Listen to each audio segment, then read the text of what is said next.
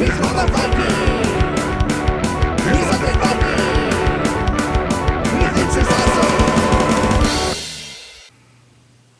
Hey everybody, it's me, it's Undead Viking. I am here, yes, finally in the month of January of 2014 to discuss with you what I thought were the best games of 2013. I do apologize for the lateness of this video. There's a lot of just whatever generic stuff going on in my life and gaming in general, and just putting together the list this year was actually kind of difficult. I have alluded to several things in times in videos and in a video blog entry, and I think even in a podcast I had. I kind of had this down year for 2013, and by the same definition, though, it seemed like there was a ton of games that came out that I enjoyed playing, but I mean, I just hadn't had games that totally knocked me off my socks, if you will, or not off my socks, out of my socks, knocked me off my feet, knocked me out of my socks. You know what I'm talking about. So, and honestly, it was like one of those things where I really had to like review the year. And December is always obviously a busy month because of the fact that, you know, Christmas and family and everything like that. And normally I do that kind of revision in December, and I look back at what happened, look back at the games, look back at like what I did as far as gaming goes, and then I try to draw upon those memories. And I really should take better notes throughout the year, honestly. I try to do that. One of the cool things about the last year of 2013 is I actually I have a tablet now, and I don't play any tablet games. I won't let myself download a board game version of on a tablet. I know that's either snooty of me or something like that. I don't want to get into the position where I'd rather play a game digitally than on a board, and so I haven't done any of that. But I do use my tablet a lot for research on board games, for keeping track of games that I've played, as I'm playing a game, using it to take notes and so on and so forth. And I found that I really should have been doing a lot more of that. And so I'm looking forward to maybe in 2014 turning over a new leaf and going about that whole process. You know, a couple quick things. This is probably going to be a pretty long video, so if you just tuned in, you just started watching this, know full well, you probably have seen the length. I have no idea how long this is going to take me. I do have a little bit of a time crunch, not really. There is like a blizzard going on outside right now. We have wind gusting up to like 30-40 miles an hour. You're going to hear a clunking noise every once in a while coming from like back here somewhere. That's just the wind has knocked off a chunk of my fence, actually, and it is just too darn cold to go out and take it off right now, but that's what I'm going to be doing later today. So I apologize when you hear that tunk tunk tunk noise in the background, if you hear it at all. Regardless, the 2013, I had a lot of things went on, both professionally, my real job, board game wise, and also just, you know, personally as well. And I should say one of the reasons why this video is going to be really long is because I am going to have a lot of stuff like this, where I'm just kind of talking to you about stuff that's happened and whatever. And I know a lot of people may take a little bit of a curmudgeonly attitude to that, but if you watch any of my videos, you know that sometimes it takes me a while to get to, shall we say, the point. But so settle in. This is going to be a nice little trip you and I are going to take. But a couple of things happened in 2013 that I thought were absolutely amazing, that had absolutely nothing to do with board games or gaming in general. I finally decided that being the weight that I am is just no longer acceptable. As far as I started to eat better, I started running. I ran my first 5K, which, you know, really isn't that big of a deal, honestly. If you run, you know that. But it was my first 5K ever, and I was pretty proud of myself for like running it. And I've slowly but steadily been like losing weight, and I don't make a big deal out of it. I think, you know, it's like, and if you want to say congratulations, that's great, but whatever. It's for me and my family, and improving impressing my children with the attitude of you can't just eat a full pepperoni pizza when you get home, and impressing upon them to like trying to like be around for as long as I possibly can for my children's lives, really, and for my wife too.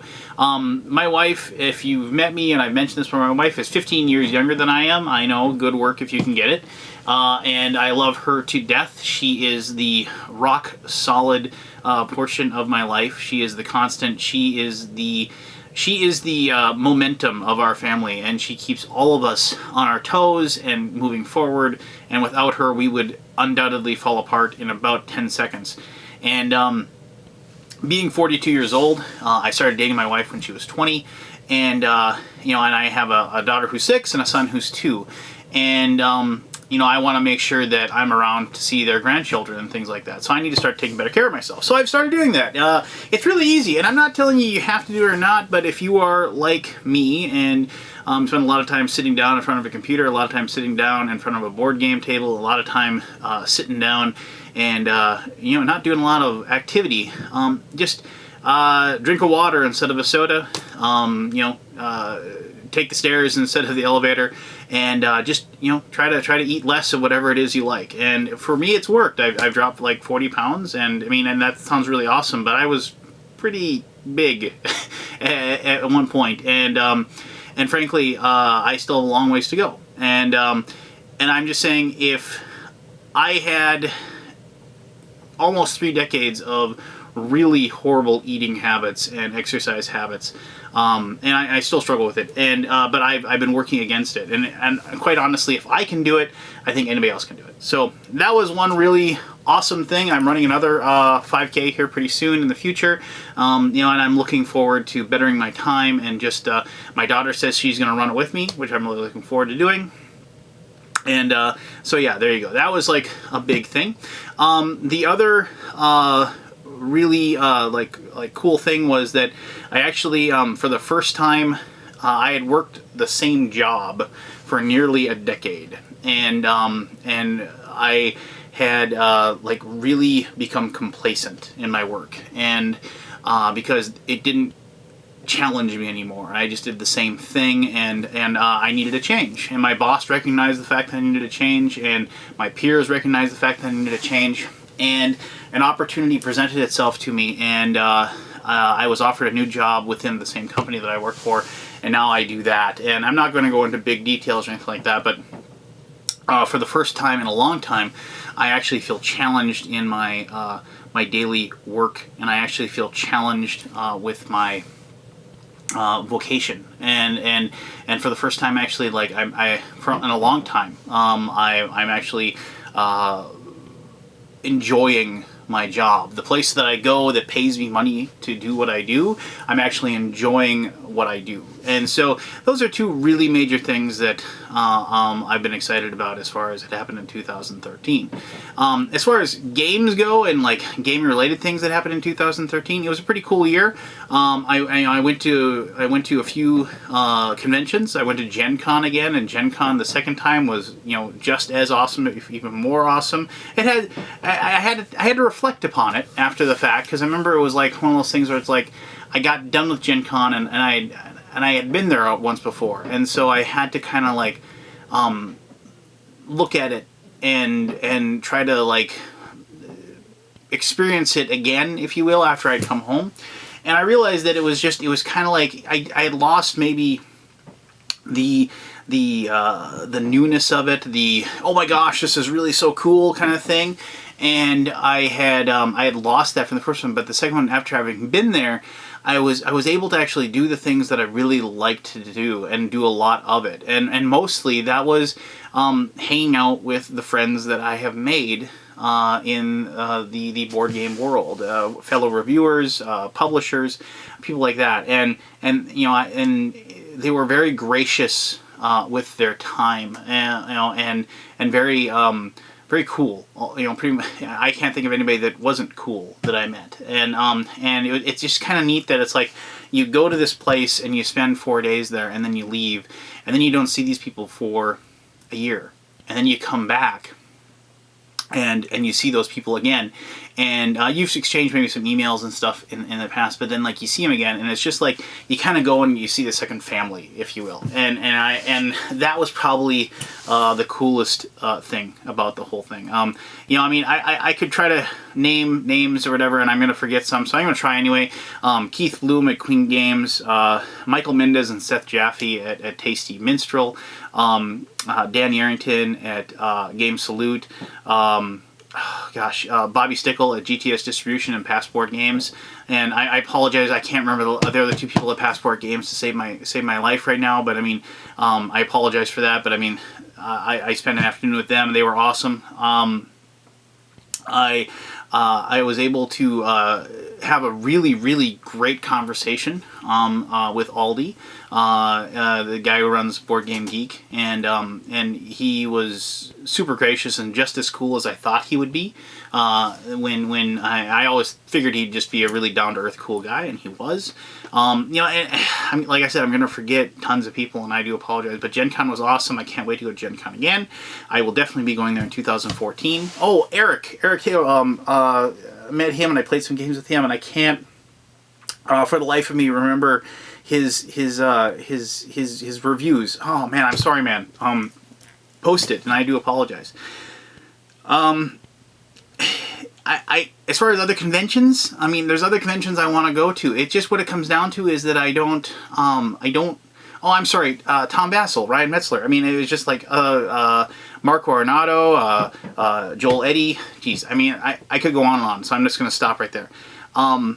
But I want to go to other conventions in 2014, but it has to shake out as far as money and as far as time from work and time from family and vacation time and all that.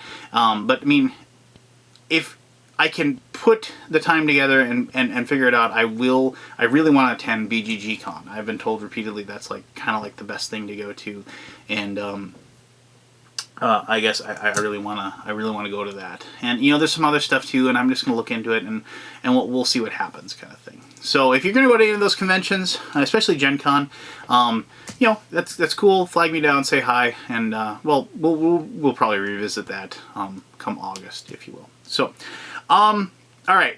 I'm gonna stop myself there. Otherwise, I'm gonna just keep talking, and we're never gonna get to the best games or whatever of 2013 in this guy's opinion. But as I always do, I'm gonna explain how I rate games, and then I'm gonna explain something that I did differently this year. How I rate games. I throw all of the minutia out the window when it comes down to this rating system that I have. I don't like rating game 1 through 10. A lot of people have asked me why I don't rate games on BGG, and I rarely do. I mean, the only time I'll ever really rate with them is if like a publisher asks me to rate them, because that like actually then the more ratings they get, the more they get to be part of the rating style or whatever it is, the algorithm, if you will, on BGG. So that's usually the only time I do. Basically because I've always thought that like if like you rate a game, that's the only thing people look at. You know, they don't. You know, it's like, oh, I rate the game a 6. Okay, then it's just above average. You know, it's like, well, no. If you actually like watch my review, there's more to it than that. And so I like the idea of going beyond a star rating or a thumbs up rating or a number rating or anything like that. So I don't do a lot of that. So, and that is obviously problematic then when I get to this point where I'm going to be doing rating games and I'm going to be telling you what my top games of 2013 are. Now, as I said, I throw the minutia out the window. I don't really do that, because here's how it is.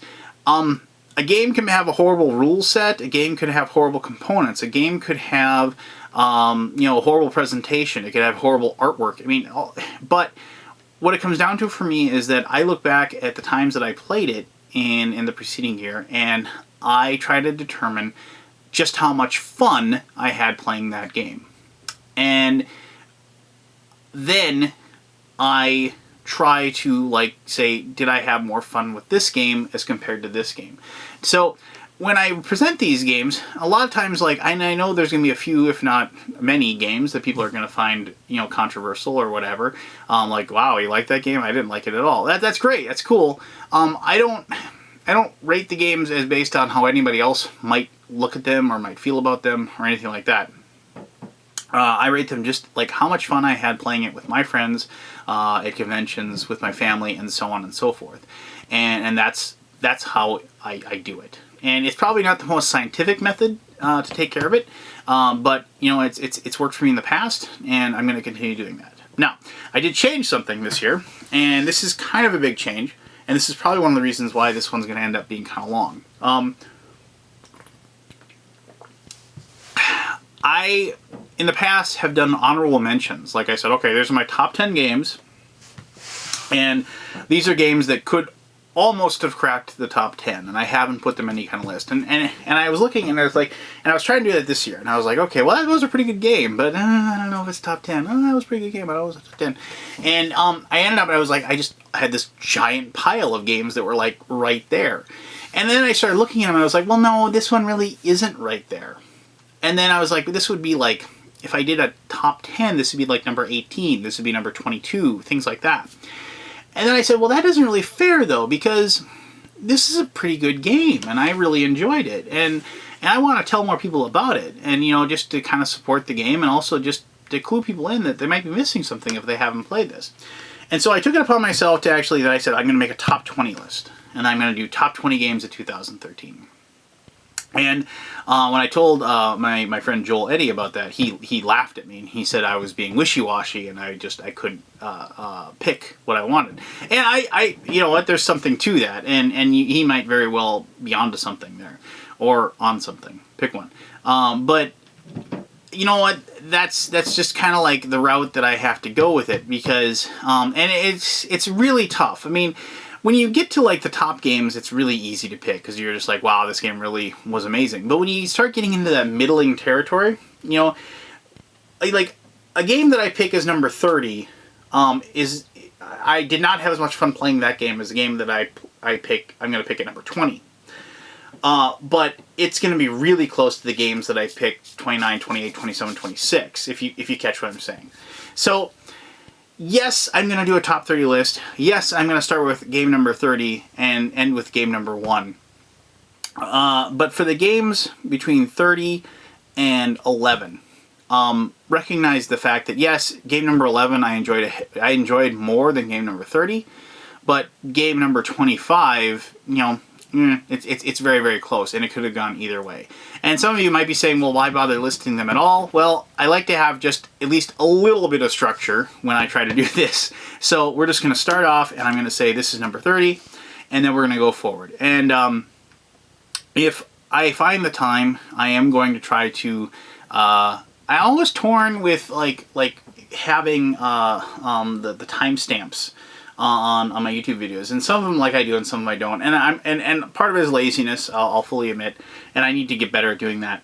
But I think what it comes down to a lot is like with this anyway, is that I kind of want the list to be kind of a surprise and be a little bit of a mystery, if you will.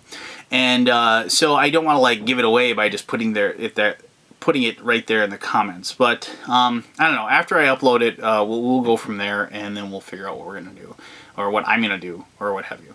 So all right. So all right. Finally, we're gonna start with. I have these stacks of games here. You can't see them, but I can. So we're gonna start with game number 30, and obviously we will be counting down to number 1. So, game number 30. Amerigo. And I should say, I'm already breaking away. I should say that some of these I did not review, and for that I do apologize. They are definitely games that I want to review, and I say every time, I'm going to get to this game, and like, I can't guarantee that you will see a review for every single one of these games you're going to see. I am going to do kind of a little mini review, obviously when I present the game to you.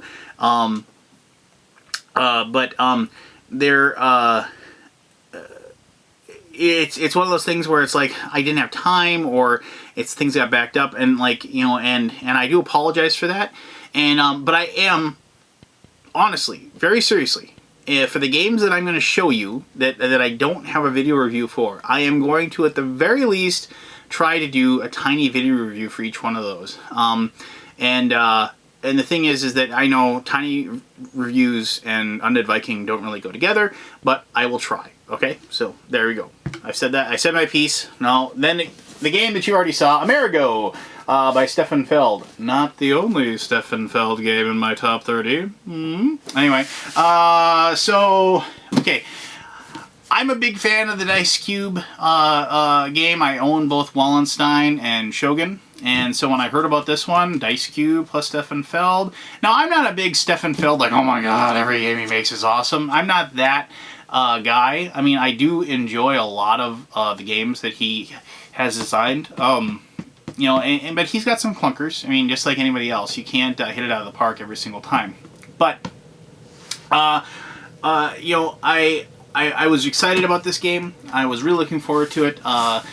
Keith Bloom at Queen Games was cool enough to send me a copy of this, and I played it now a few times, and I really enjoy it. And I know that a lot of people are really about the game, but I don't know. I think Stefan Feld's reputation might be working against him a lot in some facets of the games that he's creating, because I think people have come to expect a certain level of amazement from playing their games, and whether it's specifically spelled out that they expect that, or it's just like one of those weird subconscious, like, oh, well, why couldn't this game be more like, you know, In the Year of the Dragon, or why couldn't this game be more like Notre Dame or something, you know? And it's just like, and so they have this kind of like letdown, if you will.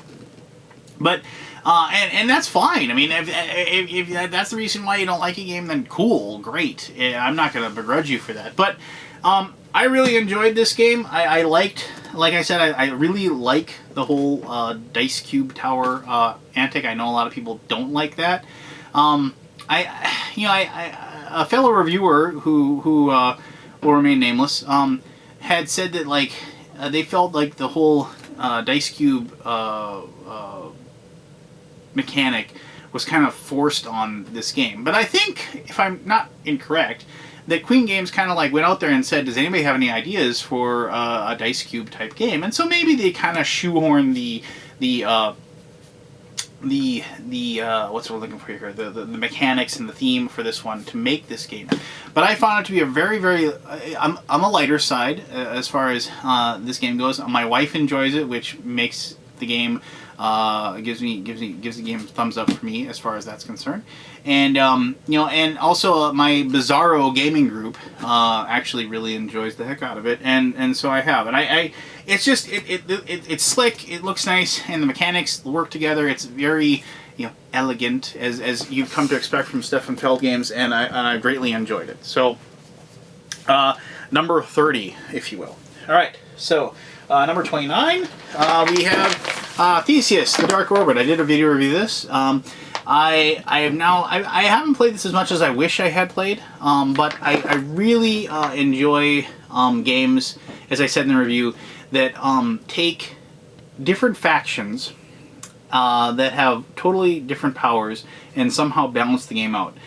And I really enjoyed the movement and trap sense of this game, and like and the forethought that the game takes, as far as if I move this guy here, then I move that guy there and that guy there. I enjoy that, and one of the things I love about playing board games is when I come up with a incredibly awesome like plan, if you will, or incredibly awesome like connection of turns, and I plan it out and it works, then I can smile to myself and say, oh, that was really nice.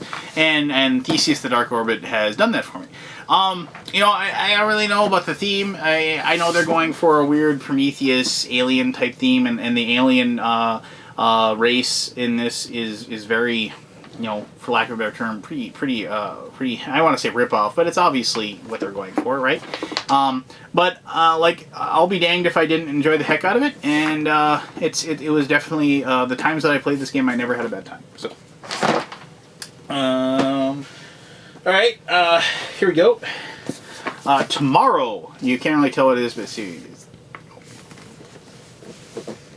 tomorrow. Tomorrow is one of those games that like it's a chaos box. I mean, it's a game that has some wonderful negotiation elements to it. It has some wonderful backstabbing elements to it. But at its root, it's kind of just a combat player against player war game type of thing. The theme of it, I'm not going to go into too much about the theme. The theme of it obviously is genocide. I mean, it's about reducing the population of the Earth. Otherwise, all of Earth will, eventually die off. So each person runs a nation, and they're trying to keep their people alive as much as possible. But they also have to, decrease the population of the world as well. And so there's this really awesome kind of co-op feel to the game, but not really. A lot of people say reverse pandemic. I don't really call it that. I mean, because I think that's like, well, those of you who have watched or listened to me talk, my hatred for the game of Pandemic. So I don't want to sully this game by attaching it to that game. But I found this game, maybe it lasts a little bit too long, and there's a little bit too much of a take that atmosphere. But But ultimately, what I said is how much fun I have playing a game, and I have 3 or 4 guys in my gaming group that love games like this. And it's like we start acting out what's going on. We start adopting really strange accents when we talk to each other, and the game devolves into a pretty awesome yelling fest, if you will. So I very much enjoyed playing this game, and it was a blast every time I played it. So okay.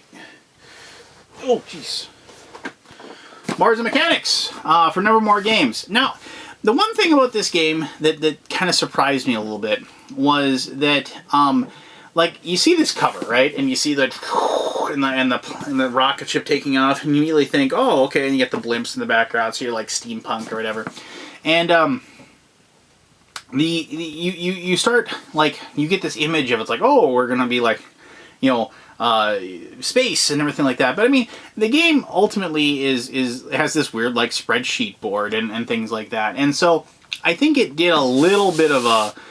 Ultimately, what's sad is that people like look at a game box and they get an image in their mind of what something is going to be, and then if it doesn't match up with that, then I can see where people like would find a problem with it. However, what I found with this game was it was one of those medium Euros that I actually was very successful when playing it. So I don't know what it was about this game. It like either clicked with me really well, or I just seemed to grasp it a lot better than the other people that I played with.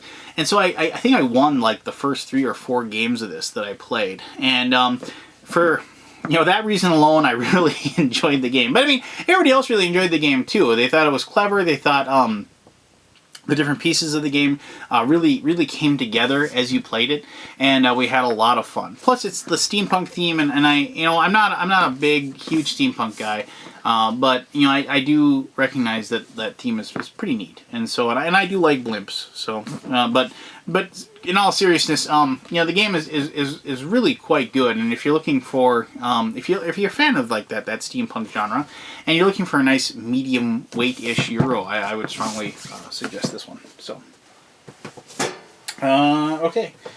Legacy, the Testament of Duke de Crécy. I think I'm pronouncing that correctly. Maybe not Duke de Crécy. Duke de Crécy. Anyway, another game by Portal Games. Portal Games is actually the Theseus is a Portal Games release as well. I really dug this game just because it was the whole. It has the legacy aspect as far as, well, yeah, not legacy, obviously legacy, but the whole thing is that it's you're building your family, if you will, and so add the fact that I dug the theme, and I dug what the game was kind of shooting for as far as what you're building, if you will, in the game. You know, and then that there's really no glaring problems with the rule set or anything like that. I found myself really enjoying this. I like the art. I like the idea behind it, and I found myself enjoying it way more than I thought I would. Which, you know, this is I went into it thinking, okay, here's another Euro cube pusher. Let's see what you got. And I found myself pleasantly surprised, and you know, and like it probably helped that like the artwork is really nice and everything like that. But it was more like it was more the theme and the fact that like I think I had the perfect gaming group too. The times that I played it, there's a couple of you know, fairly serious people that I play with, and we were able to enjoy this one. So there you go, Legacy. All right. Up next is a game that everybody should own, honestly. For the Trieste. I feel bad that I haven't reviewed this actually because of the amount of fun that I've gotten out of this. This is from Victory Point Games. It's one of those really rare things. It is a game exactly for 3 players. There are a few games out there for exactly 3 players, and this is one of them. And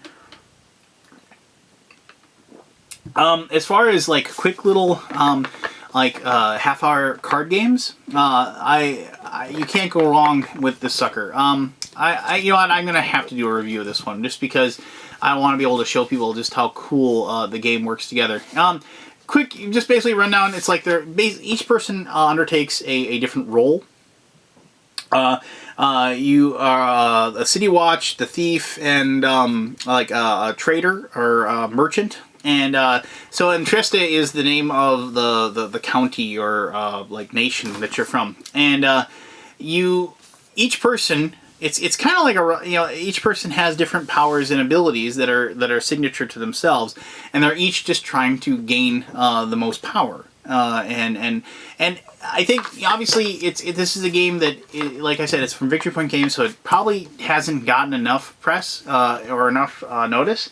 But it's a game that really deserves it. And unfortunately, like I said, since it's like designed for 3 players and 3 players only, the base of the people out there to play the game is really limited. Because, you know, I don't know about you, but like when I put gaming together, I usually have like 4 or 5 people, or I have my wife, or I have my daughter, and you know, and it's just like, and so with my wife, I can play games that are more involved, and with my daughter I can play games that are more simple, and I don't really have a 3-player group to play a game, and I think a lot of people are in that.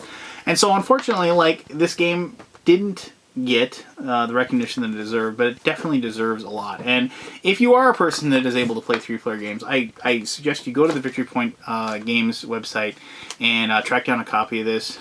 You will not be disappointed. It's a very fun game. All right, next up, another game from Queen Games. Dark, Darker, Darkest. Okay. Okay, I'm just gonna say. Oh, what was that? Drop something. This game was in production for, I think, forever, and when it was being designed, the designer of the game and I exchanged a few emails and discussions about it, and I'll say this about the game. This game comes like as close as a game can come for me to feel like I'm playing the old school first Resident Evil video game. Spooky Mansion, crawling around in said spooky mansion, running into crazy mutant creatures, having to fight them off while trying not to die. And you know, it has a great feel to it as far as the tension for the co-op game. It does that very, very well. It has a couple of things that I'm not a huge fan of. It just, like, as far as like a few things felt like they were kind of maybe shoehorned into the theme. I don't really like the weird process to find the code for the certain doors or anything like that. I mean, I appreciate what it is, but it's like the weird idea that you have to have certain equipment that allows you to get into those doors. You know, that doesn't really make sense. So I'm not a huge fan of that portion of it, but I really like the fact that it is a very difficult and challenging co-op game. I really like the fact that I think the art and the components are top notch. And like I said, when I played this game, and I played it a few times now, when I felt like I was playing the old first Resident Evil game, and I definitely got that feel from it. And there's nothing cooler than like digging around in the creepy mansion, trying to like, you know, stop the evil scientist from perfecting their horrible zombie serum, or you know, and you know, bringing about an end to the world. And so you know, it's like the game is, like I said, it's absolutely beautiful. The art is top notch, and I'm not a huge fan of co-op games, which may sound ridiculous since, like, if you watch my videos, you know that I definitely have many co-op games that I absolutely love. But you know, it's like I appreciate. I think it's more difficult to make a co-op game, honestly, because you have to come up with a way for the players to feel challenged by the game, and you have to balance that really well. And I think this game does it wonderfully, and you know, and also, like I said, ties in a really, really great theme. So there you go, darker darkness. Running out of room over here. There we go. All right, up next. Corporate America. Corporate America is from Nothing Sacred Games. This is one of those games that, like, it doesn't try to be anything than what it already is. This is a game where the tongue is firmly implanted in the cheek, and you are trying to you know, basically make the most money. I found myself actually thinking of the game Illuminati a lot as I played this game, and I got that feel. And Illuminati is like one of those is like a board game that I played a lot of before I played lots of board games, and I have a soft spot in my heart for the game Illuminati. I really, really like that game, and you know, I'll probably, you know, I still own a copy and I still play it every once in a while, but I enjoyed Corporate America because of the fact that it is, once again, a very, very good negotiation backstabbing game. I like games that allow me and my friends to, for lack of a better term, take advantage of each other, and like kind of screw somebody to the wall, really, really hardcore. And the thing about the game is that you're able to do that. You know, you're able to do that in this game, but it never seems like you're ever just completely out of it. You're always able to get your revenge. You're always able to scheme. You're always able to have a nice, loud argument at the table. And the atmosphere alone for this game, when I played it makes it, you know, it reminds me of, like, how much fun I had, and then it reminded me of how much fun I had playing Illuminati when I was younger. So it's a really good game. It isn't going to be for everyone, but you know what? It is for me, and that's why I'm telling you about it right now. Oh. Dead Panic. Now this one comes with an explanation of sorts. A long time ago when I was writing reviews, and I didn't write a ton before I moved over to review, but I did write reviews. And I wrote a review for Castle Panic, one of the first game from Fireside Games. And I was not a fan of Castle Panic. And from what I understand, the things that I had a problem with that game got really solved a lot in the expansion, but by that time I had gotten rid of my base game, and I didn't see the point in picking it up. And so when Dead Panic came out, I remember I checked it out at Gen Con, and they only had like something like 15 or 20 copies or something like that. It was crazy. You couldn't get a hold of it. And I talked to the designer, And I impressed him, and I impressed upon him. I asked him like what changes were made and whatever, and he explained the game to me, and I was very much interested in trying out the game. And Justin was kind enough to send me a copy of the game, and I need to do a review of this, more full review of this. But this so classically encapsulates the wonderful idea of the fact that this is the cabin in the woods, and you have to survive. You have to survive, but it isn't grim. If you catch my drift, it's still trying to be cartoonish, still trying to be funny, but it's still very, very difficult and very, very straightforward. It's like you're sitting in the middle of this forest, and if you've seen Castle Panic, the board looks kind of the same, and I was worried about that. I was like, oh gosh, he just rethemed it. But no, add in the fact that, well, first of all, standardly, like the walls are for the cabin are there, and the zombies come in from the outside, and so you are constantly trying to fend off the zombies, but at the same time you're trying to dig around in the cabin for the different parts, for like different things that you can use, guns, weapons, first aid kits, things like that.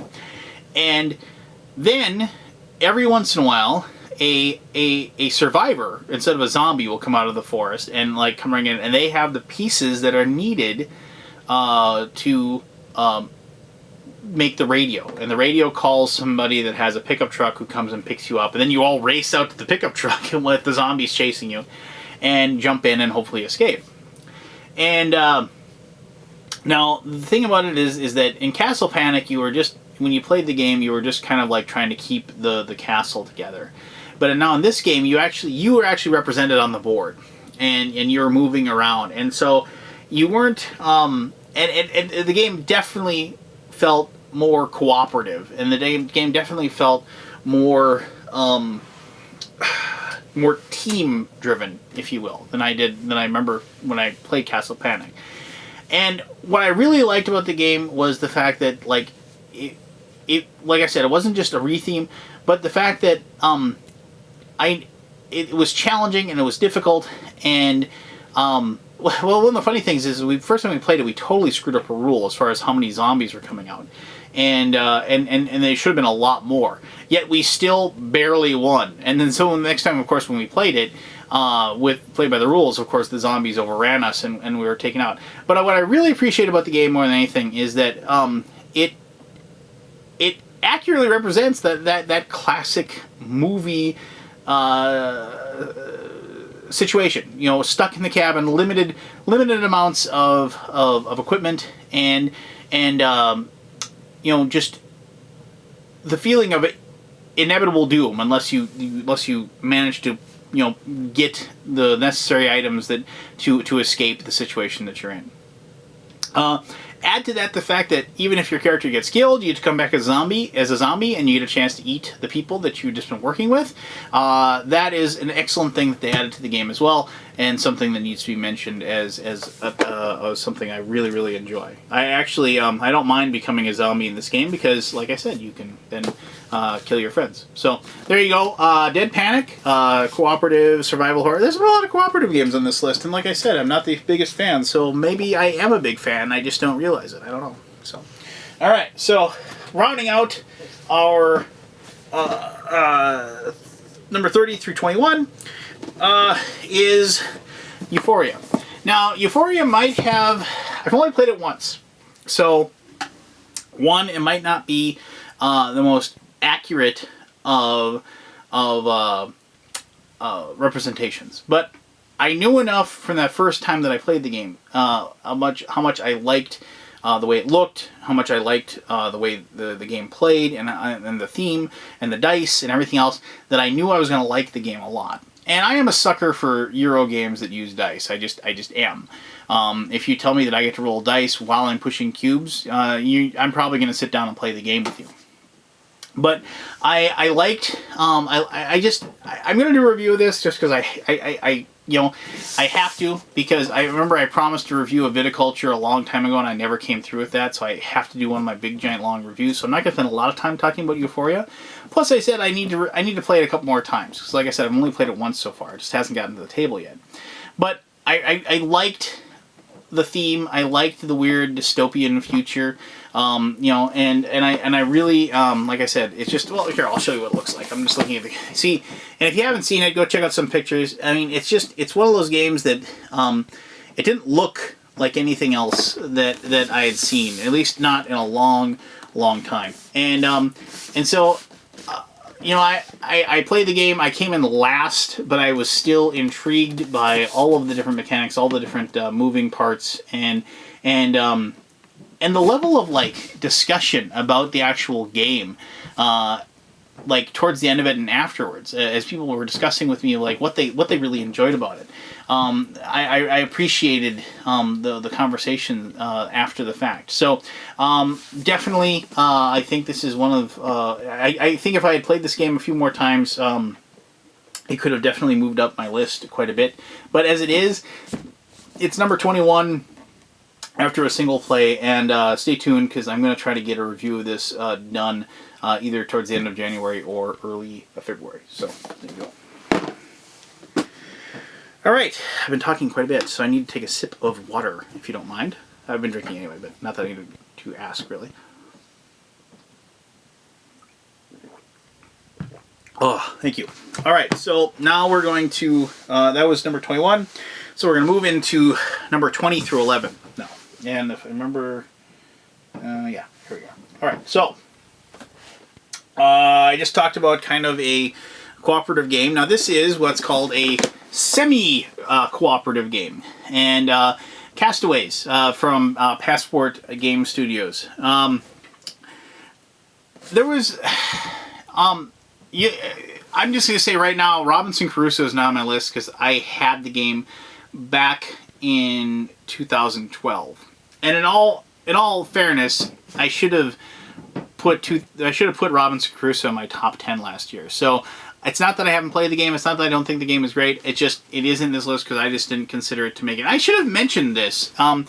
Games that like came out towards the end of the year in 2013, if I can't get a hold of a copy prior and be able to play it, they don't make this list. So games like Russian Railroads, Glass Road, Bruxelles, Quantum, you know, things like that came out in either like at the very end of 2013 or had a very limited 2013 release.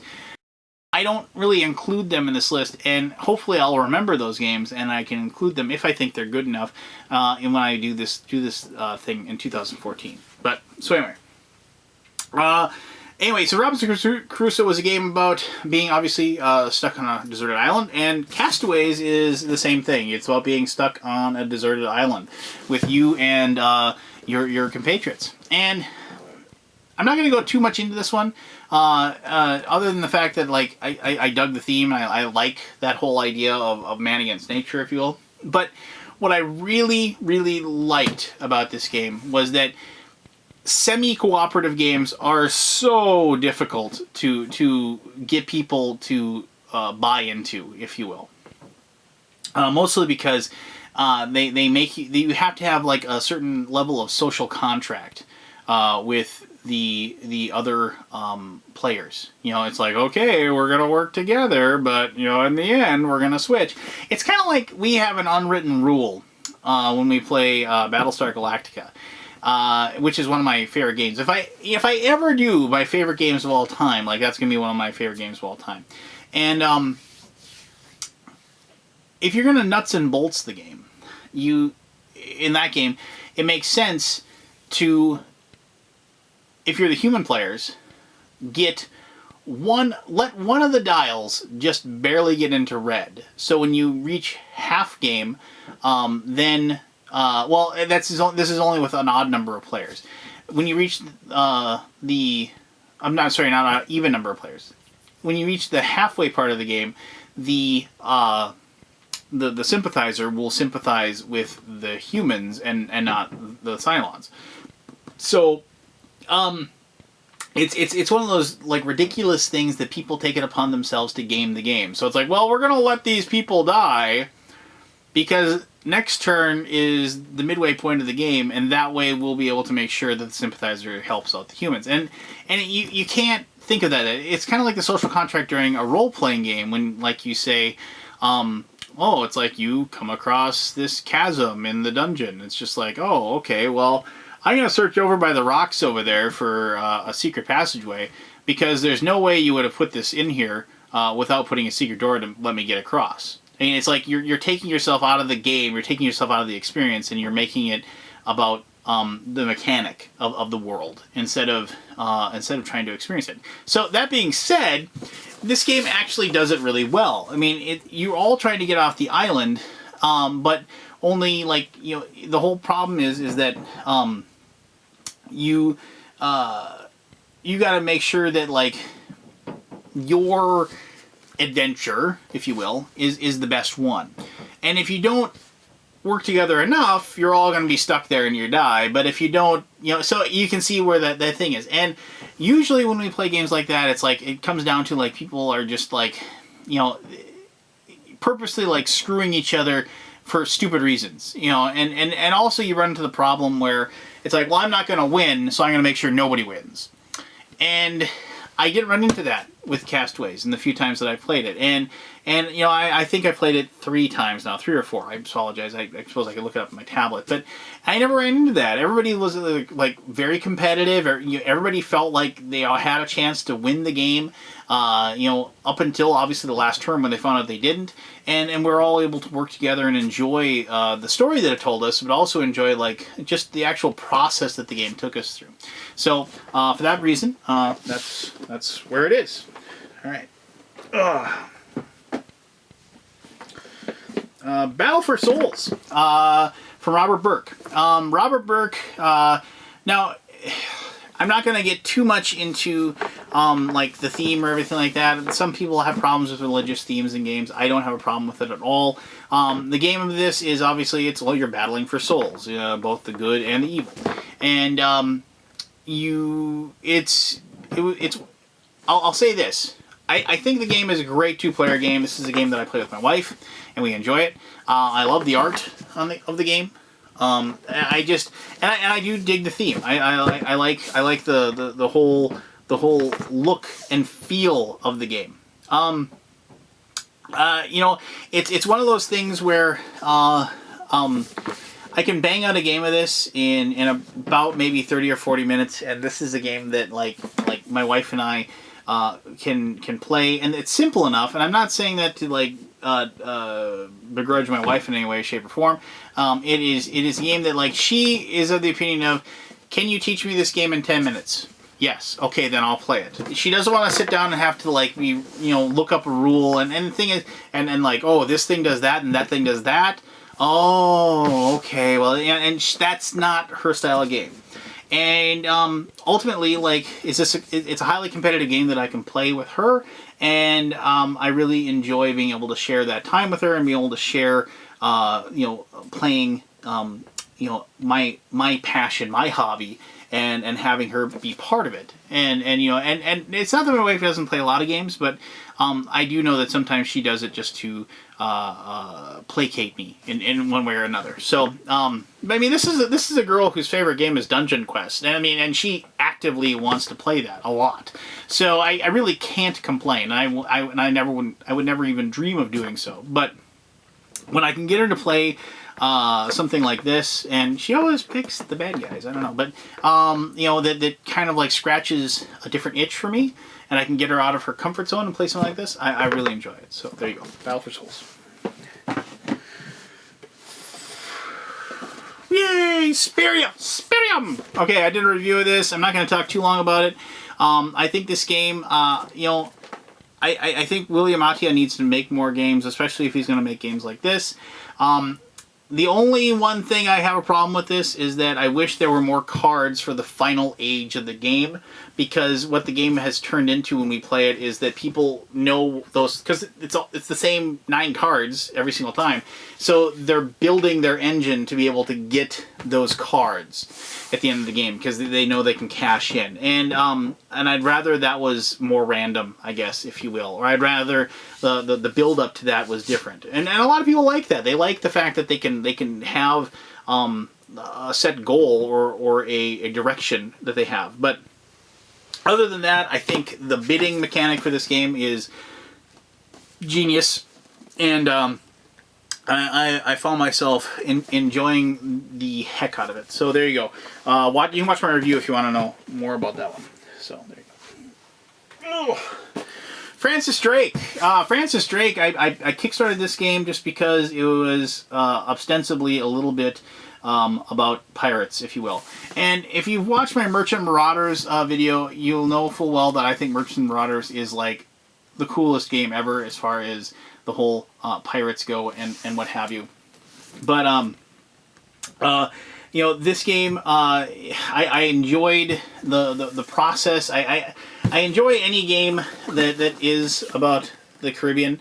I've been playing the heck out of Assassin's Creed 4. Actually, I just beat it just a little bit ago, and like, you know, I like the whole that area of the world during that time of history, and the whole process of trading and expeditions and everything like that. I found myself really enjoying it. So you know, it's one of these things that I wish I played it more, honestly, but unfortunately it's about 2 hours. It's actually, I found my group. I had to teach this game a few times, and I found them for lack of a better term, it wasn't clicking as well as others. I mean, not that they didn't catch on eventually, but you know, they bogged down the mechanics a little bit in a few places, and it seemed like well, there's one or two kinds of analysis paralysis, and one is like it's not so bad, and one is like debilitating. And it seemed like for a couple of players in my gamer group, it was the latter, and so that kind of dragged it down a little bit. But I found this game to be extremely enjoyable. I found it to be a ton of fun, and there you go. Francis Drake, you know, for a thematic Euro, and I like thematic Euros. For a thematic Euro, you really couldn't do worse. I'm sorry, do much better than that sucker. So there you go. All right, here we go. Z-Apocalypse. I did a review of this, so I'm not going to talk too much about this. What set this game apart from other co-op zombie survival type games is, well, the overproduction of it is amazing. But I love the aspect of being able to build up your base, being able to build up your little area, and I really loved the story of it. And finally, the thing I love the most is that the way we play it is that we just play it as long as we can possibly survive, because the game just gets progressively, hideously more difficult each day that goes by until eventually you're all dead. And that's the way we play the game. So I love the overall sense of doom that this game brings, and so hence that is why it is on my list for games that I've had a ton of fun playing in the last year or so. Alright, up next is Relic. Also did a review, so I'm not going to talk too long about this. I am going to say this again. Fantasy Flight Games, I know you can't really take a wash on it because of the fact that you've got a lot of money in it, but come on, just throw away Talisman 4th Edition and just do Talisman 5th Edition and use the Relic rule set. It's not that I don't mind Relic, I don't mind the Warhammer 40k universe, but, you know, I like my Talisman as Talisman, not Relic. So, but I want you to use the Relic rules for Talisman, if that makes sense. So please, just ditch Talisman 4th Edition and come out with Talisman 5th, and I will buy a copy, and I'm sure a lot of other people will do as well. Relic, if you've ever played Talisman, you know exactly what Talisman brings to the table. A Relic takes what Talisman is, and it finally gets rid of the crud, and it gets rid of the rules that were just ridiculous and garbage, and it allows you to play the game quickly for once, and allows you to play the game the way I think it was always meant to be played. So there you go. Man, I'm getting big stacks of stuff on the floor here. So I've got like 4 more left in my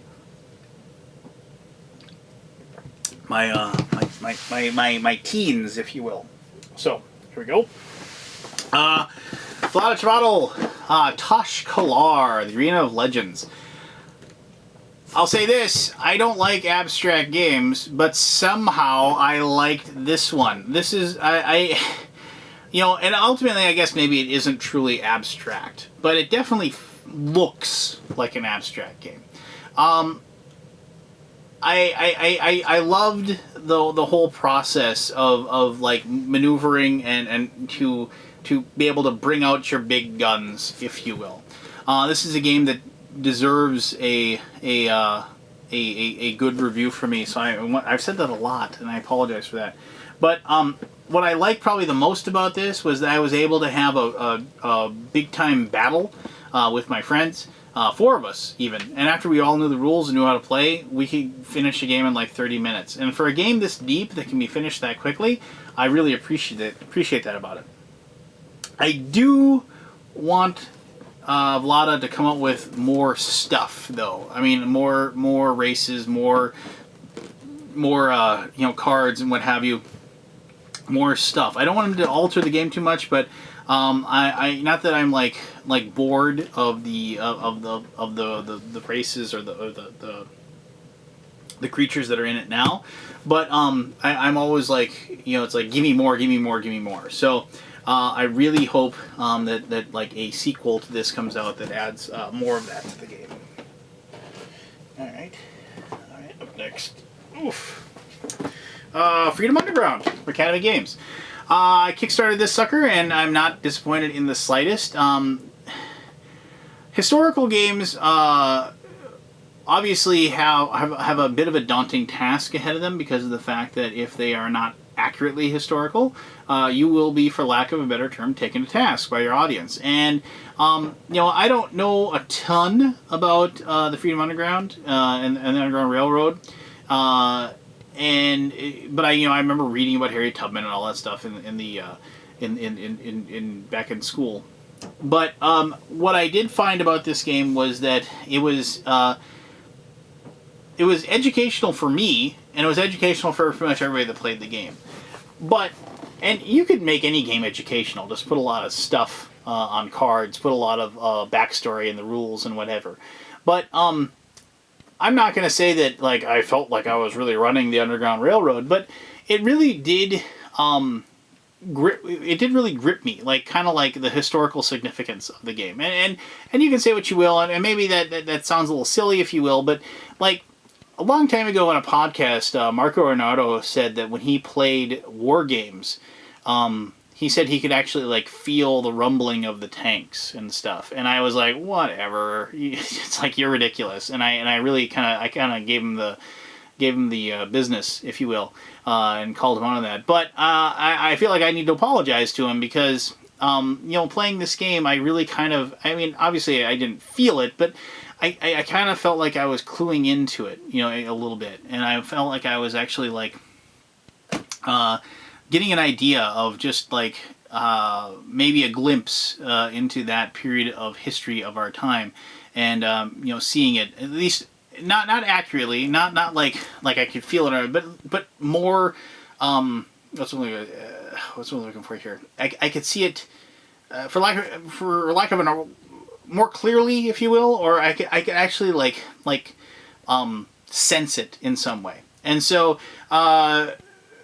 all encompassed along with playing a really, really good really, really engaging game. So my dream is that like high schools would like a high school history teacher would purchase like 4 or 5 of these games, and they would make their students play it, you know, and during a class period. I think that would be really amazing, and I'm sure somebody has, and good for them, because that's pretty cool. So, all right, up next. Remember I mentioned there's other Stefan Feld games to be on this list? Well, here's the other one. Bora Bora, I did a review of it. I'm not going to go too far into it. This is just classic Feld. A bunch of neat little mechanics that just flow perfectly together, and that you can... there's 1,000 different ways to score points. There's 100 different ways to win the game. Plus, it's dice, and plus, it's a Euro, and so I was going to like it. And it's, like I said, it's classic Feld. And yeah, we've been here before with him, but it's always a fun ride, and I've enjoyed the heck out of playing this one, and have continued to do so throughout most of 2013. So there you go, Bora Bora. Number 11, and sorry, I need to grab this. This might surprise one or two of you. I'm probably not going to do a review of this, even though like I'm listing it off, just because there's enough people who have reviewed it and doesn't. But Augustus, you know, I actually have the version Augustus, not Rise of Augustus. I don't know why they changed that name. I honestly don't. Probably some copyright issue or something like that. Augustus is, you know, it's Seven Wonders Bingo, I guess, is how I describe it. Very, very light, very, very simple, but it is on this list because I've been able to introduce more people to the world of Euros with this game than I have with any other game. I can't stand Ticket to Ride. I'd rather just not play a game than play Ticket to Ride, and that's horrible for me to say. But I just can't. I can't play it. I played it. I played it the like 3 or 4 times. I think that you have to, and then I've never played it since. And but this game, regardless to whatever, is just flat out fun. You draw tokens out and you call out what it is, and then people just race to be able to collect different cards or collect cards that they have in front of themselves, and basically yell, you know, bingo or Ave Caesar or whatever. And but I was able to like get my father to play this, and my father's a very curmudgeonly old man, and so the fact that I was able to get him to play, and actually he seemed to enjoy himself, and we played it, you know, several times since, makes it almost crack my top 10. But it's not going to win any awards for like innovative gameplay or anything like that. It's pretty simple, pretty straightforward. And but you know what? Quick and simple rule set combined with engaging play. Everybody is involved the entire time because you're watching the people draw that stuff out of the bag and whatever. You know, lend itself to being just flat out fun, which is why it is in almost my top 10. All right, man. How long have we been going here? Over an hour. Well, no, close to an hour now. That's crazy. So, wow. Thanks for watching this far in. You got another like 25 minutes in you? Because I do. Because that's how much longer I'm going to be talking about board games. Maybe a little longer too. Who knows? But all right. So we're down to my top 10. And I'm staring at them right here. And you can go ahead and guess. I think some of the games that are going to be listed here are going to be pretty obvious. I've written down some notes for each one that I just want to make sure that I didn't forget, so please bear with me as I pull this up. But I'm pretty sure like a lot of you will be able to guess quite a bit of them as far as like what will be my top 10. I'm pretty sure a lot of you will probably be able to guess, if you watched a lot of my videos, you'll probably be able to guess what my number 1 game is going to be. But you know, all that being said, you know, there's definitely a games on there that I think might be a little bit of a surprise, and one that will probably definitely be a surprise for some of you. And I want to flat out just well, I hope I surprise you, I guess. But even if it's obvious, please bear with me. And these were, in my opinion, like games that, for whatever reason, just rose above everything else. The difference between, like, as I said before, like the difference between my number 25 game and my number 20 game is pretty close. It's pretty simple. But in all honesty, the difference between my number 11 game and my number 10 game is huge. Like, so if you put both those games down in front of me and they said pick which one you're gonna play, I probably would never pick the number. I picked number 11 like one time out of 10, depending on the situation. But but like my number 10 game and everything after that, these are all games that I didn't really ever have anything bad to say about the game at all the times that I played it. So there you go. Here we go. Number 10. And this is weird because I played this game 2 players a few times, but I played it solo more. And read into that what you will. But another game from Academy Games, 1775. I spoke about historical games and I spoke about war games. And I'm not a big war game player. I just don't think I have the mentality. And in all honesty, there's probably a few people that may have watched this. I don't think there's a lot of super hardcore war gamers that have watched, they're going to watch my video.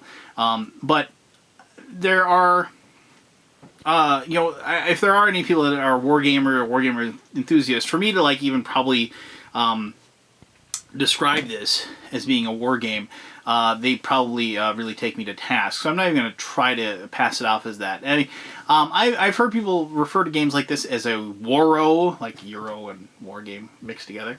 But I really found this game to be, as I said once again, like thematically genuine, like underground, and like, but also like. It satisfies for me that what if wish, if you catch my meaning. Like, what if this happened? Would the American Revolution be different? What if that happened? Would the American Revolution be different? And it's not a really perfect representation of that, but historically, I found the game to have like a lot to offer me. But also, as far as a game, it had a ton to offer me. As far as being able to pit my wits against the person across the table, and I like I said, I played the game still. It's like I've had a lot of fun, just sitting down and like and putting this on my table. And I know it isn't technically a solo game, but like what I've done is like I've put it down in front of me and I've just kind of played both sides, and I've had a little bit of fun just kind of doing that, and then just testing out different things of the game. And I guess like just as I said, like just the way it looks and the way it plays, it just appealed to me, and I found myself really greatly intrigued. I'm just trying to open the box real quick here. I apologize. I found myself greatly intrigued just by everything that the game had to offer. And I'm just gonna, like I said, you probably, if you watched other reviews of it, you've seen that. But I mean,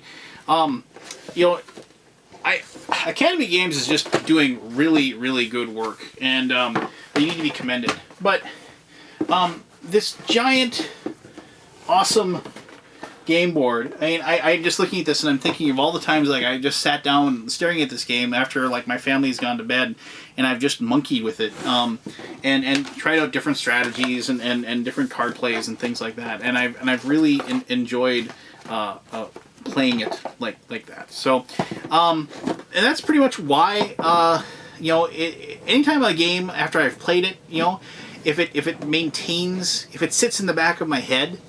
And I think about like what could I have done to play that game better, what could I have done to better it, and like so the next time I sit down, because I lost this game, I didn't win like this game until like about the 5th or 6th time that I played it, and I think I really wanted to win, and so then that's when I ended up sitting down and playing around with both sides of the game board, and for that alone, I mean the fact that the game engaged me like that, and the fact that the game interest me to that level, it simply had to be in my top 10. Now, I mean, as far as like big cymbal crash fun moments, I mean, I guess it isn't that kind of game for me. But looking back, I get kind of that little smile to myself about like just the times that I played it with like people, and I've only played it 2-player, and I really don't think it is a real 4-player game. So there you go. 1775. That was number 10. All right, number 9. All right, The Three Little Pigs. I should have my daughter, but my daughter isn't here. She's at school. Well, it isn't at school. It was blizzard, so it's a school day. So she's actually, I think she's taking a nap. If I could see her, she'd be like right over there. But The Three Little Pigs. I did a review of this. This is one of the cutest, if not the cutest, kids games that that has ever come out. My daughter requests to play this. We play it all the time. It's just the joy on her face when she gets the wolves and is able to blow down my house is just for me. That's just the delight in her face makes is the reason why I play games, and the reason why I think she was put on this earth, maybe just to make me happy. But for that purpose alone, every single time I played this, I don't think I've ever played this without my daughter. Well, no, I played it once at Gen Con with Joel and Marco, and I remember this game I treasure this game because it has given me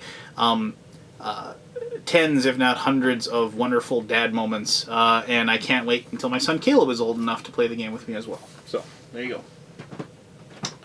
Alright, this is going to be a bit of an odd game, and I know a lot of people are going to wonder, but Las Vegas. I think this is going to surprise a lot of people, because this is probably the simplest game I'm going to...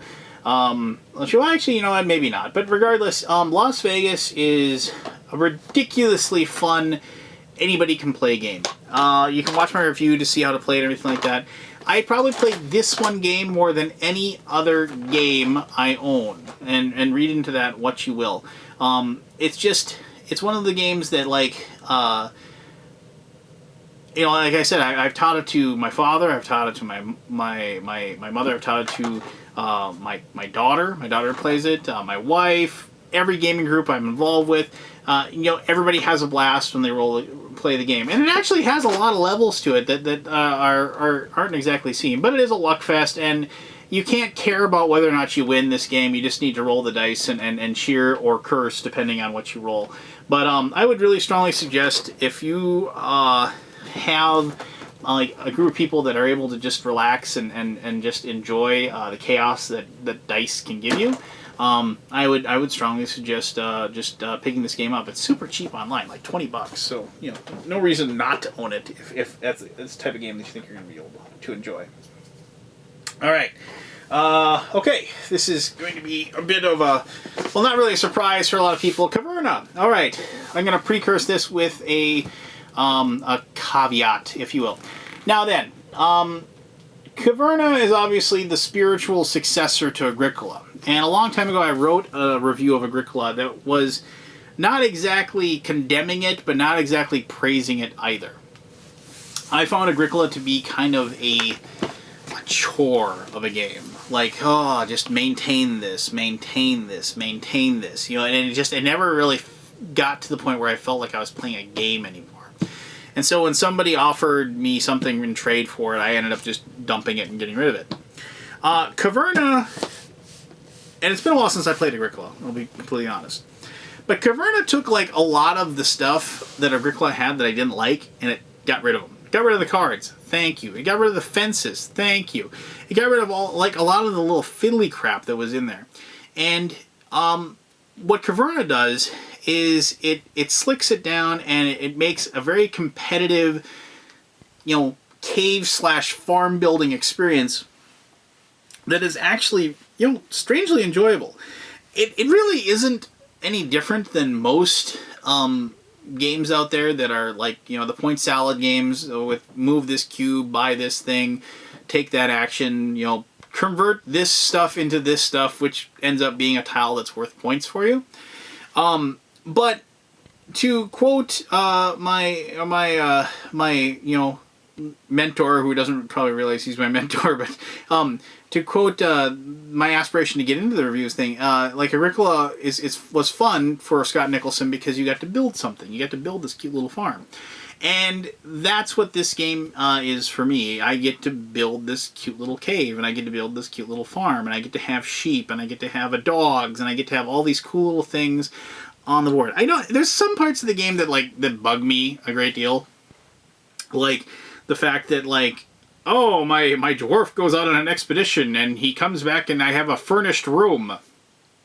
Okay, that doesn't make any sense. Fine, if he goes out on an expedition and he comes back with a cow, fine, I can buy into that. He stole it from the orcs that he killed or whatever. But you don't come back and it's like, I got a pasture. It doesn't work. But obviously you have to have that other option or whatever, and you have to be able to get everything by doing that other option. So I understand why it's in there, but I just don't get the expedition part of it. It doesn't really work thematically.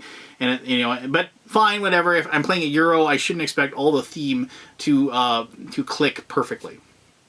I do think that now, having played this game probably 8 or 9 times or 10 times now, I do think that it has some limitations to it as far as I'm concerned, because ultimately what happens is people get a strategy in mind, or they think, okay, I'm gonna focus on this so I can get that room tile, and I can get that room tile, and I can get that room tile, and then that's how I'm going to get my big huge points. I'm going to have, so I'll be the ruby miner guy, or I'll be the sheep herder guy, or I'll be the ore guy, or whatever, and so they have this thing, I'll get this, and this.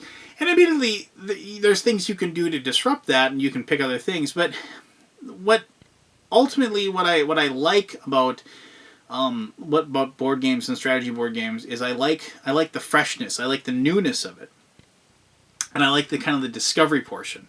And once you lose some of that discovery and it becomes kind of rote memorization and just the I know this is what I'm going to do, how am I going to do it? Once you get to that point, the game loses a little bit of luster for it. Now, all that being said, Caverna is an awesome game, and like I said, I played it 8, 9, 10 times, and I've enjoyed the heck out of it. And so, I really can't complain about the game in any way, shape, or form. And there's a reason why it's on my top 10 list, because it is, in my opinion, Rosenberg's finest design, and it is slick, and it is impeccable. And as far as Euros go, as far as even thematic Euros go, I really can't think of a game that is better than this, and it deserves the high praise that it gets. And and maybe I'm just I'm a little bit curmudgeon, I guess, and it's maybe it's tough for me to gush completely about Euro games in general, but you really can't go wrong with this. And I realize the price tag is a lot, but this game weighs a ton, and there is a ton of components in here. And and Mayfair Games was cool enough to send me the game, which is awesome.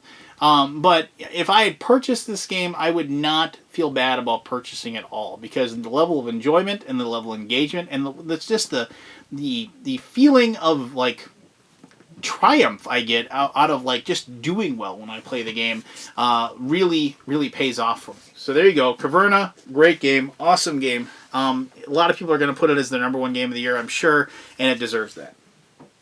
All right. This is a little bit weird because I reviewed this game a long time ago, but Hegemonic finally came out. I'm not going to go too deep into this, but this is Dominant Species in space for me. It's that big of a logistical puzzle. This is a game that I'm not going to bust out a lot because I have to prepare my mind for the burning that it's going to get from me playing this game. But Hegemonic is absolutely amazing, and the fact that it is not... The fact that it's not getting all the attention that I think it deserves, I think is a damn shame. And that's fine. That's fine. It's not going to be for everyone, and a lot of people aren't ready to. It's because it's kind of abstract, and it doesn't have big laser gun battles, and people I think go into this game thinking that they're playing the new Eclipse or something like that, but it's not that way. This is a game of incredibly deep, really simple rules, but incredibly deep gameplay, and you have to be prepared for it. But go watch my review. I'm so glad this game came out, and I wish the fine folks at Minion Games all the best, because this game is amazing. And you should play it if you haven't played it yet. Just give it a try. All right, next up, Rampage. Okay, now this, you've watched my review, hopefully, and Rampage is an awesome dexterity game. I love dexterity games. I love the process of dexterity games. And, you know, and I enjoy Rampage a great deal. I do realize that there are some component issues and whatever as far as like the boards are warping a little bit, and I do believe that they're looking into getting replacements for players and what have you. But honestly, what I did was I turned my boards upside down and I put a bunch of heavy weights on it and I let them sit there for like days, and I pressed it out, and the bend is barely noticeable on my copy anymore. Rampage is one of the it's hilarious. It's fun. I've never been. I mean, it's one of those games that like I have to be in the right mood for it, but it is just the idea of playing a Godzilla creature chewing up the town is such a delight for me, and the fact that they were able to somehow take an old video game that I loved and turn it into a board game that it was that I love as well is credit to both the designers and to Asmodee Games. So there you go. Or Repost Productions, distributed by Asmodee Games, if you want to get technical. So there you go. Rampage. All right. Next up, and I feel bad about mentioning this game because it's very tough to get a hold of. But my understanding is that there is a reprint coming, and so theoretically you'll be able to get a hold of it soon. But Lewis and Clark. Fun fact, I went to Lewis and Clark Elementary School in Fargo, North Dakota from kindergarten to grade 5. So and I had to do a report about Lewis and Clark in 5th grade. We all had to do reports on them. Interesting. You know, I needed a review of this, but I feel bad about doing a review for a game that you just can't get a hold of, because it just seems like, look at this awesome game, it's so awesome. You can't have it. You know, so I don't like doing reviews of games like this. But, you know, it seems weird that we're slowly but surely moving away from the monster game. And I had a very nice discussion with a game designer just recently, the other night, actually. And the monster game seems to be disappearing, and we're condensing ourselves into this half-hour to hour game mentality, and I'm as much to blame as anyone about that. If you give me 9 times out of 10, if you give me a choice, hey Lance, do you want to play a 6-hour game of Game of Thrones, or do you want to play 4 games that last an hour each? And it's like, I'm going to take the 4 games, you know, because. And I don't know what it is. I mean, it's like it's not always that way for me, but like ultimately, like it seems like that's the route I end up taking a lot. And so when a game like this comes along that is just superlative, and as far as like once again thematic Euros, but also just with the whole process of moving west and finding the passageway to the west and discovering all these things like Lewis and Clark did. And if you haven't read about Lewis and Clark, they're pretty amazing guys. If you just read about what they did, and me living in the upper north Midwest where Lewis and Clark actually traveled at one point, hence the reason why I went to a grade school named after them. It's pretty cool just to think of the fact that these two guys, you know, did they ever think that maybe there'd be like this cool little board game that you'd have? But you have to manage your resources. You move to the west, and it's a bunch of card play and things like that. Like I said, I'm going to do a review of it because I just need to, because I think the game deserves it. The game obviously looks beautiful, you know, and it's just so when it comes available, which theoretically it will come available very soon, or in the relatively near future, I would strongly suggest you picking this up if you want a very, very engaging and enjoyable 30-minute Euro experience. So there you go. Lewis and Clark. All right. Wow, are we seriously down to 3 games? We're down to 3 games. This is crazy. All right, so here we go. Number 3.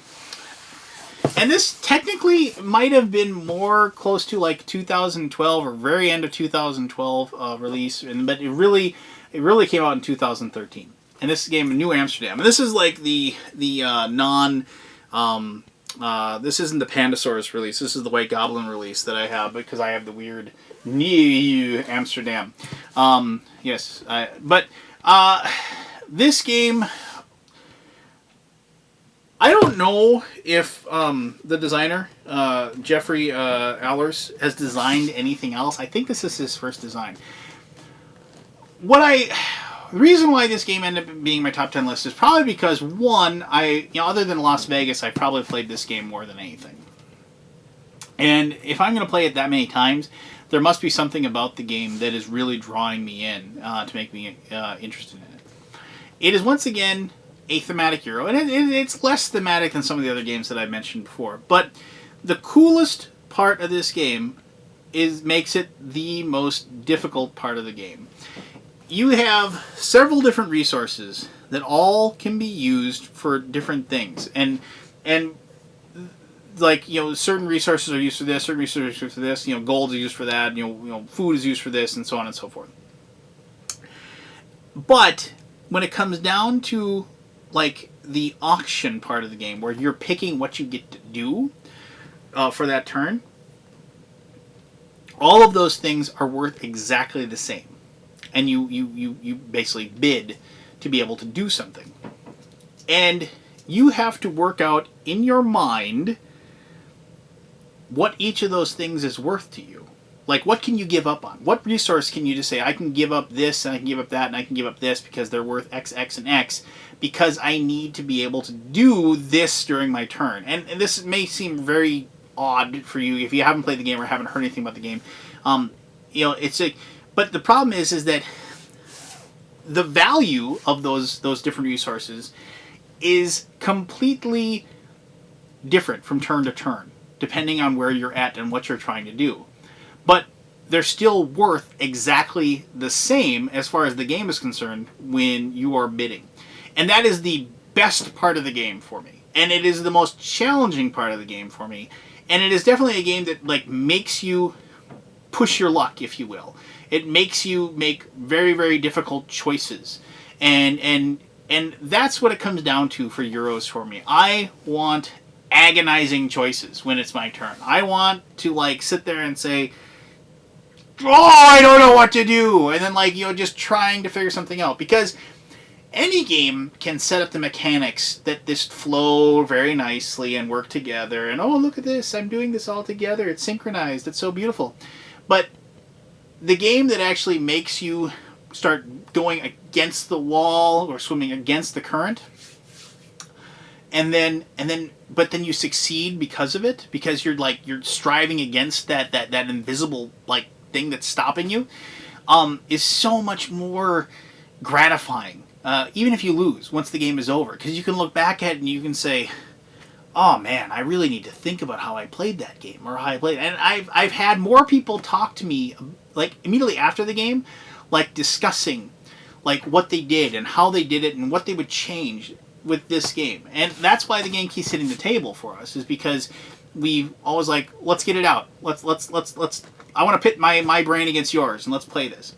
And for the sheer love of competition, New Amsterdam is on my top games, and it's why it's as highly rated as it is, because I don't even think I've won the game. I definitely have, but I don't win very often. But I've had a blast every single time I played it. But it isn't like ha ha ha, I'm having a great time, rampage laughter. It's I get done and I'm like, wow, that was really engaging. That was really in depth, and I really took something from that game, and that's why I'm rating it where I am. All right, so my final two are probably gonna be pretty easy to pick. If number two, I'll say this. If you notice this dude here, I found this on the floor. I got to put him back in the box, so I'm gonna grab that right now. Number two. Nations! Alright, let's put this guy back in the box here. Alright, I just did a review of this fairly recently, so you can definitely check that out. I'm not going to talk about Nations too much. But, Nations, as I said, took the civilization theme, and they kind condensed it in a way where I could present it to just about anyone. And this is a monster of a game. It takes a long time to play, especially when you play with the full complement of players. But you know what? All things considered, I would play this game with the full 5 every single time over I play with any other number, because I love watching everybody's nation develop itself over the course of the game. You know, starting off with humble beginnings, you know, in the Stone Age, and working their way to the industrial era. And so, you know, this game is an epic. This game is a story. This game is a production, if you will. And each of us, all the players in the game, are part of that in a weird sense, like a movie, if you will, as you slowly move across like the hundreds of years that the game represents. And for that epic level of integration, and for the fact that, like, all the cool things, like, you know, as far as everything that they put into all the cards and everything else, and just the agonizing choices, once again, that you have to make, I finally have found a civilization game that I not only can I love and I can enjoy and be challenged by, but I can get people to play, because I'll flat out say, games like Through the Ages, it's a tough sell. So there you go. Finally, an awesome multiplayer civilization game that satisfies the need for that civilization feel, if you will. So, nations. There you go. All right. Number 1 game. This is not going to be a surprise for any of you. Well, I'm sure for some of you. But for those of you who watch my review, you're not going to be surprised by the fact that it is Eldritch Horror. So, go watch my review. I'll wait.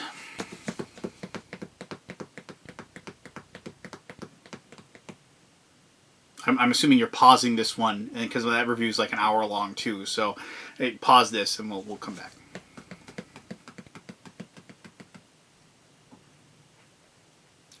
Okay, so you're back and you've watched my review if you hadn't already, or maybe you didn't because you don't have an extra hour of the day to waste looking at me. But I am not going to tell you why I still think this game is awesome. Everything that I said in that review holds up here.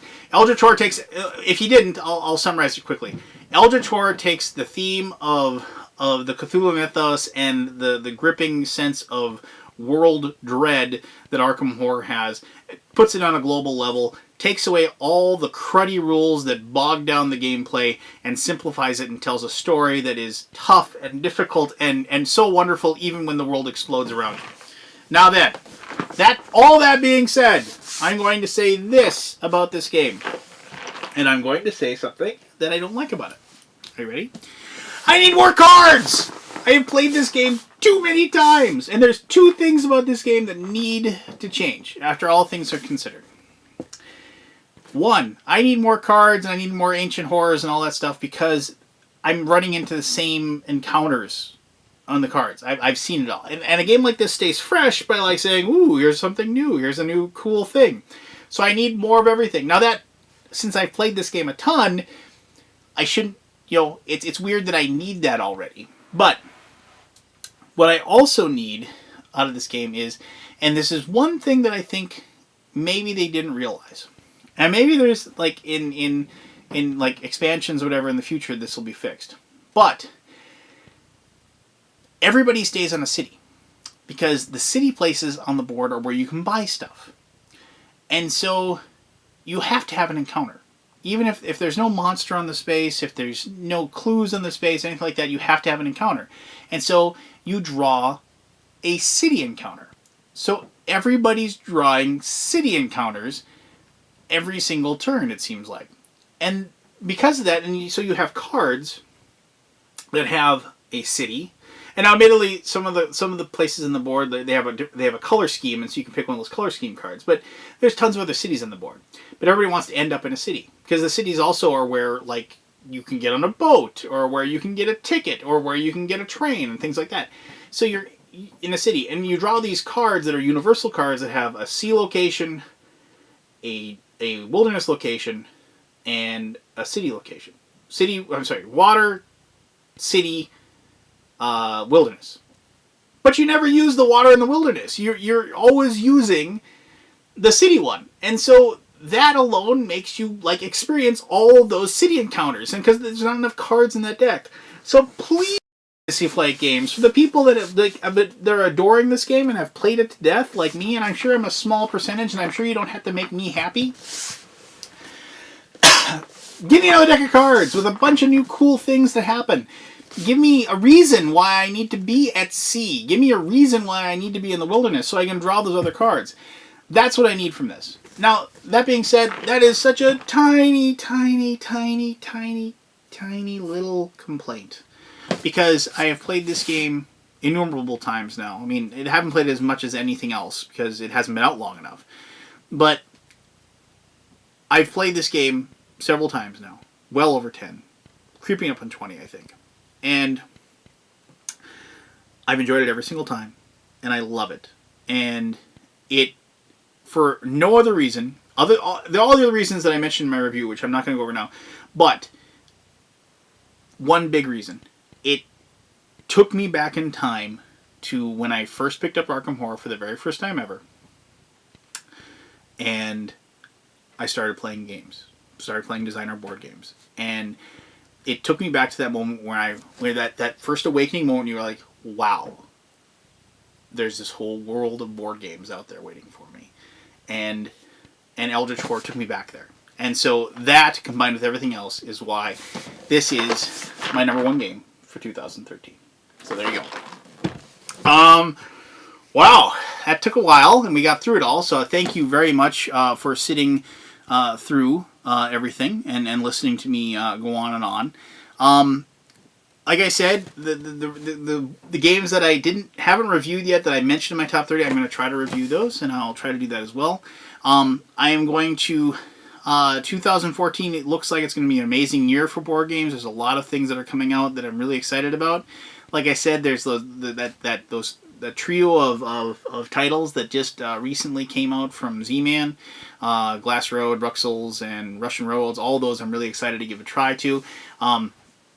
I'm really excited to play Quantum. The game looks amazing. I'm really there's tons of stuff like that that's either coming out or will be coming out very soon, and I'm excited to try all that. So I think 2014 is going to be an even better year, honestly, over 2013.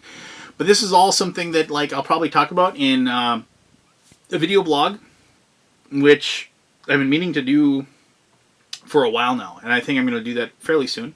And so be on the lookout for that.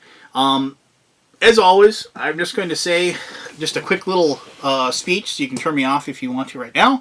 But I want to thank each and every one of you that took the time to watch my videos and subscribe to my channel and watch this thing that I do.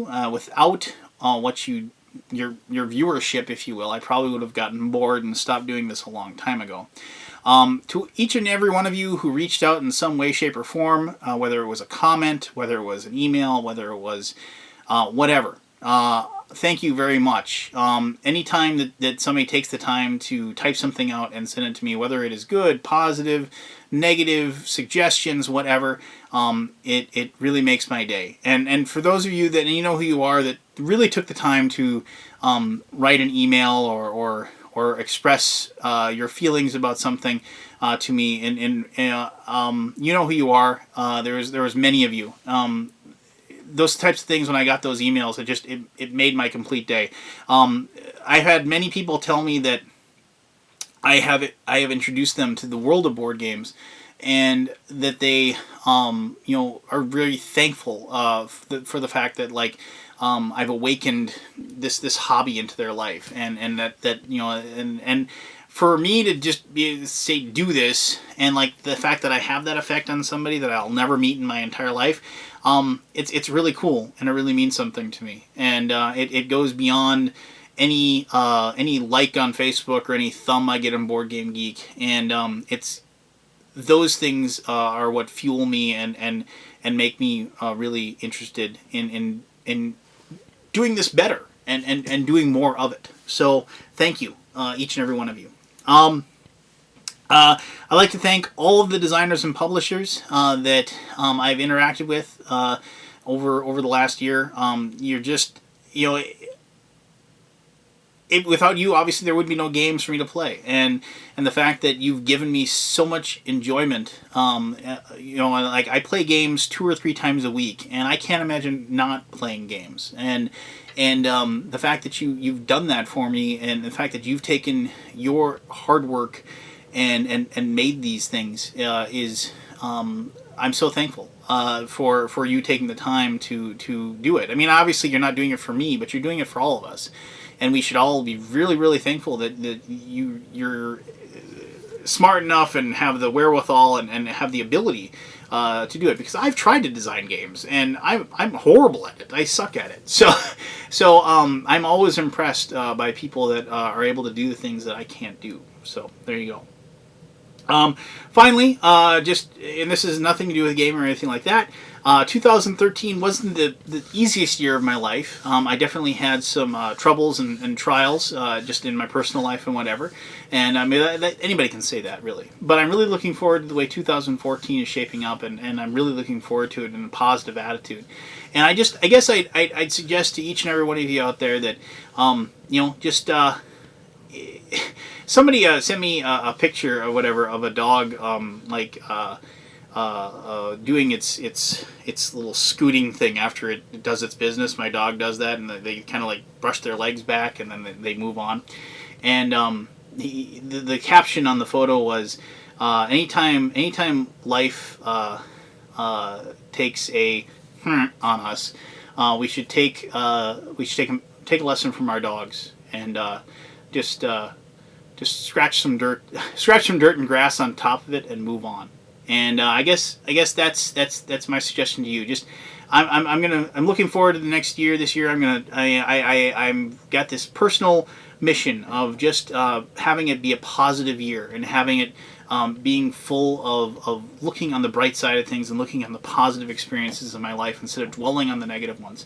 And I'm not trying to be preachy. I'm not trying to tell you how to live your life or anything like that. But honestly, I've had friends who have lost family members, and thankfully, I haven't had any great tragedies like that, and recently, and I had to take a moment and take a step back and really appreciate my family and my friends, and just how much they give me every single day of their life. And it seems trivial at times, but it really is amazing just how much we are so much more than ourselves, if you will. And I think if we took the time to recognize that, and we took the time to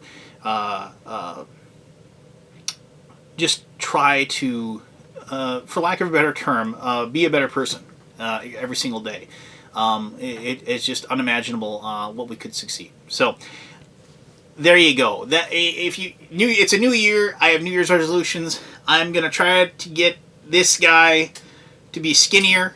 I'm gonna try to spend more time with my wife. I'm gonna try to spend more time with my kids, and I'm definitely gonna try to spend more time playing games. And so there you go. That's my resolutions, and I don't think those are too huge or too difficult, and I think they're all pretty awesome. So I apologize that this one came out as late as it did. I thank you very much for you taking the time out of your day and out of your life to listen to me yammer on. And I look forward to us meeting up several more times. Let's shoot for 100 videos this year. I look forward to seeing you another 100 times in the year of 2014. So there you go. Until next time, my name is Lance Meister. I live in Moorhead, Minnesota, and I am the Undead Viking, your board game reviewer and hopefully internet friend.